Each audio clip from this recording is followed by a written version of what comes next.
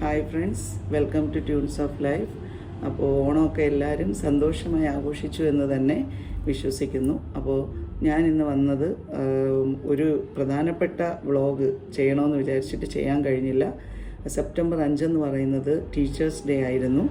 അപ്പോൾ അതിനെക്കുറിച്ചൊരു വ്ളോഗ് ഇടണമെന്ന് വിചാരിച്ചതാണ്. പക്ഷേ തിരുവോണവും കൂടി ചേർന്ന് ആ ദിവസം വന്നതുകൊണ്ട് തന്നെ അതെനിക്ക് ഇടാൻ കഴിഞ്ഞില്ല. അപ്പോൾ wishing you all A very happy teachers day. കഴിഞ്ഞ ബിലേറ്റഡ് വിഷസ് ആണ്, കുഴപ്പമില്ല. എന്നാലും ഒരു അധ്യാപിക എന്നുള്ള നിലയിൽ ഞാൻ ടീച്ചേഴ്സ് ഡേയെക്കുറിച്ച് എന്തെങ്കിലും 2 വാക്ക് സംസാരിക്കണമെന്ന് എനിക്ക് വലിയ ആഗ്രഹമാണ്. അപ്പോൾ എൻ്റെ ജീവിതത്തിൽ ഉടനീളം കടന്നു വന്ന എല്ലാ അധ്യാപകർക്കും ഞാൻ ഹൃദയത്തിൻ്റെ ഭാഷയിൽ എൻ്റെ സ്നേഹവും അതുപോലെ തന്നെ കടപ്പാടും താങ്ക്സും അറിയിക്കുകയാണ്. അപ്പോൾ നമുക്കെല്ലാവർക്കും അറിയാവുന്നതുപോലെ തന്നെ മുൻ പ്രസിഡൻ്റായിരുന്ന ശ്രീ സർവേപ്പള്ളി രാധാകൃഷ്ണൻ സാറിൻ്റെ ബർത്ത്ഡേ ആണ് നമ്മൾ ടീച്ചേഴ്സ് ഡേ ആയി ആഘോഷിക്കുന്നത്. അദ്ദേഹം ഒരു എഡ്യൂക്കേഷനിസ്റ്റ് കൂടിയായിരുന്നു. അപ്പോൾ അതെല്ലാവർക്കും അറിയാവുന്ന കാര്യം തന്നെയാണ്. ഞാനൊന്ന് പറഞ്ഞു എന്ന് മാത്രമേ ഉള്ളൂ. അപ്പോൾ നോളജ് എന്ന് പറയുന്നത് എപ്പോഴും എനിക്ക് പറയാനുള്ളത്, ടീച്ചേഴ്സ് ഡേയുടെ സന്ദേശം എന്നുള്ള ഒരു നിലയ്ക്ക് എനിക്ക് പറയാനുള്ളത്, സ്നേഹവും കരുതലും നമ്മുടെ ക്ലാസ് മുറികൾക്കപ്പുറം അധ്യാപകരോട് നമുക്ക് ഉണ്ടാവേണ്ടതാണ്. തിരിച്ച് അധ്യാപകർക്ക് കുട്ടികളോടും അത്തരത്തിലുള്ള സ്നേഹബന്ധമാണ് ഏതൊരു പ്രൊഫഷനെയും മഹത്തരമാക്കുന്നത്. പ്രത്യേകിച്ച് അധ്യാപനം എന്ന് പറയുന്ന ഒരു പ്രൊഫഷൻ കരുതലിൻ്റെയും അതുപോലെ തന്നെ സ്നേഹത്തിൻ്റെയും മറുവാക്കാണെന്ന് എനിക്ക് പറയാൻ പറ്റും.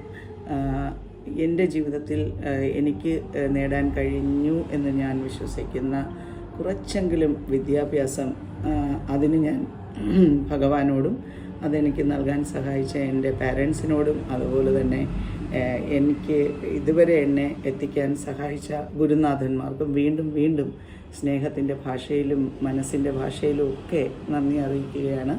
നമുക്കറിയാം, നമ്മളിൽ പലർക്കും വിദ്യാഭ്യാസം നേടാനുള്ള അവസരം പല സന്ദർഭങ്ങളിൽ നഷ്ടമായവരുണ്ട്. സാമ്പത്തികമായി എല്ലാം ഉണ്ടായിരുന്നിട്ടും പഠിക്കാൻ സാധിക്കാതെ വന്നവരുണ്ട്.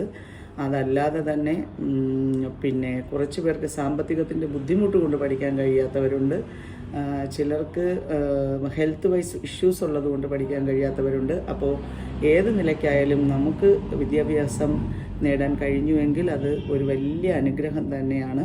അതായത് വിദ്യാധനം സർവധനാൽ പ്രധാനം എന്ന് പറയും. അപ്പോൾ ആ വിദ്യ കൊണ്ട് തന്നെ നമുക്ക് ഒരു ജീവിതമാർഗം ഉണ്ടാക്കിയെടുക്കാനും അതുവഴി നമുക്ക് നമ്മുടെ ജീവിതം മെച്ചപ്പെടുത്താനും സാധിച്ചിട്ടുണ്ടെങ്കിൽ ഈ ലൈഫിൽ നമ്മൾ ഏറ്റവും ധന്യരാണെന്ന് ഞാൻ വിശ്വസിക്കുന്നു. അപ്പോൾ ഇതുവരെ എൻ്റെ ജീവിതത്തിൽ ഞാൻ ഏതെങ്കിലും ഒരു അധ്യാപകരെയോ എൻ്റെ വാക്കുകൾ കൊണ്ടോ പ്രവൃത്തി കൊണ്ടോ എപ്പോഴെങ്കിലും വേദനിപ്പിച്ചിട്ടുണ്ട് എന്ന് അവർക്ക് ഫീൽ ചെയ്തിട്ടുണ്ടെങ്കിൽ ഞാൻ ഈ അവസരം എൻ്റെ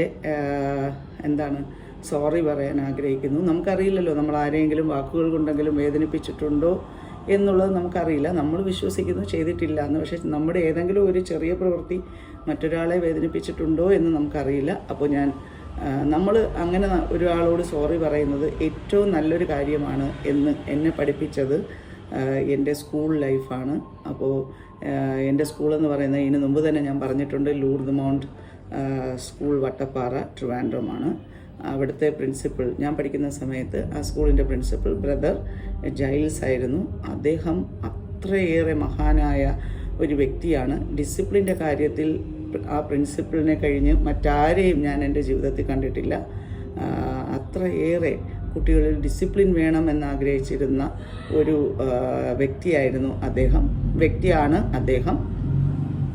അപ്പോൾ അദ്ദേഹത്തിൻ്റെ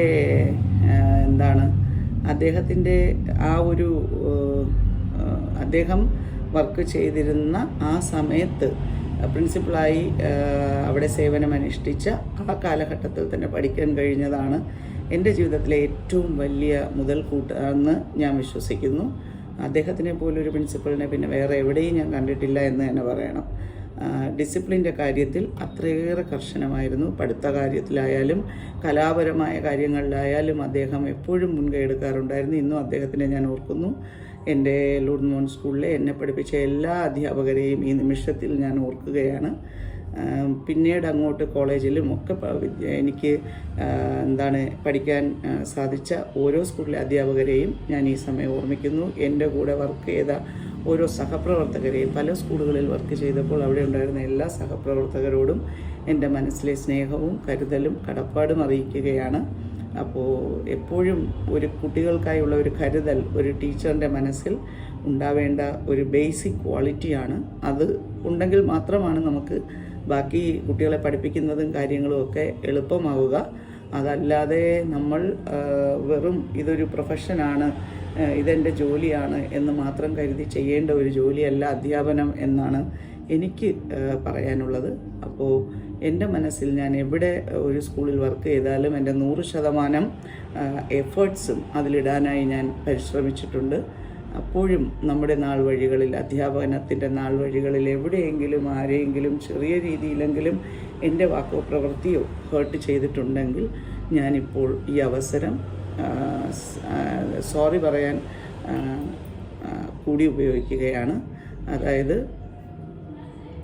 നമ്മൾ എന്തെങ്കിലും തെറ്റ് ആരോടെങ്കിലും ചെയ്താൽ ഒരു സോറി പറയാൻ ആരും മടിക്കേണ്ട ആവശ്യമില്ല. സോറി എന്ന് പറയുന്നത് ഒരു ഗോൾഡൻ വേർഡാണ്. അതായത് താങ്ക് യു, സോറി എന്നൊക്കെ പറയുന്നത് ഒരു ഗോൾഡൻ വേർഡ്സിൽ വരുന്ന കാര്യങ്ങളാണ്. അതായത് അത് പറയുന്നത് കൊണ്ട് നമ്മൾ ഒന്നുകൂടി ഉയർത്തപ്പെടുക മാത്രമേ ഉള്ളൂ. നമ്മൾ ഒരിക്കലും അതുകൊണ്ട് താഴ്ന്നു പോകുന്നു എന്നുള്ള ചിന്ത ആർക്കും ഉണ്ടാവാൻ പാടില്ല. അപ്പോൾ ഇത് പറയാനാണ് ഞാൻ വന്നത്. അപ്പോൾ എല്ലാ ടീച്ചേഴ്സിനും അതുപോലെ കുഞ്ഞുങ്ങൾക്കും പാരൻസിനും എല്ലാവരും കൂടെ ചേരുന്നതാണ് ഒരു ടീച്ചേഴ്സ് ഡേ എന്ന് പറയുന്നത്. അത് ടീച്ചേഴ്സിന് മാത്രമായൊരു ഡേ അങ്ങനെ വരില്ല ഒരിക്കലും. അത് ഒരു ടീച്ചർ എന്ന് പറയുമ്പോൾ ആ ടീച്ചറിനെ സംബന്ധിച്ച് സ്കൂൾ, മറ്റുള്ള അധ്യാപകർ, അതുപോലെ കുട്ടികളുടെ പാരൻസ്, ഇതെല്ലാം ചേരുന്നതാണ് ഒരു ടീച്ചറിൻ്റെ ജീവിതം എന്ന് പറയുന്നത്. അപ്പോൾ എല്ലാവർക്കും എന്നും സന്തോഷവും സമ്പൽ സമൃദ്ധിയുമായൊരു ആരോഗ്യ സൗഖ്യവും ഉണ്ടാവട്ടെ എന്ന് ഈ അവസരത്തിലും പ്രാർത്ഥിക്കുന്നു. വീണ്ടും കാണാം. Okay friends, thank you, take care, love you all.